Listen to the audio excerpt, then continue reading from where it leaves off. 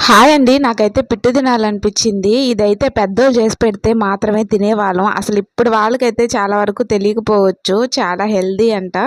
So, నేనైతే try చేశాననమాట. ఒకసారి ఎలా వస్తుందో, అది చేసేదాకా కూడా బాగొస్తదో రాదో అని కాస్త డౌట్‌గానే ఉండింది. సో, బియ్యం అయితే రెండే 2 కొంచెం తీసుకున్నాను.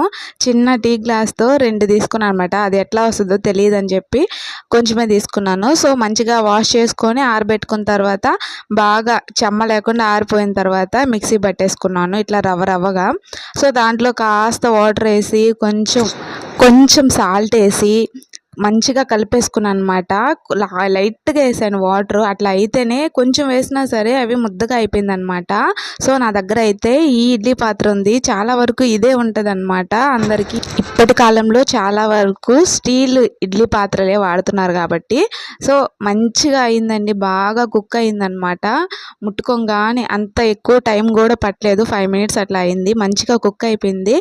ముందుగానే బెల్లము, ఇంకా యాలక్కాయలు, ఇంకా నెయ్యి ప్రిపేర్ చేసి పెట్టేసుకున్నాను అనమాట. పక్కనే ఉన్నాయి. సో, అందులో వేసుకొని కలుపుకొని తింటే ఒక్కొక్కటి అబ్బా! ఆహా! అనిపించిందనమాట. నిజంగానే చెప్తున్నా, చాలా చాలా బాగుంది.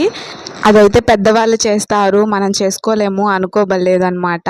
కాస్త ట్రై చేస్తే మంచిగా వస్తదనమాట. నేనైతే అనుకున్నాను, సాధిచ్చాను. సో, చేసుకొనైతే కంప్లీట్‌గా తిన్నాననమాట. చాలా బాగుంది.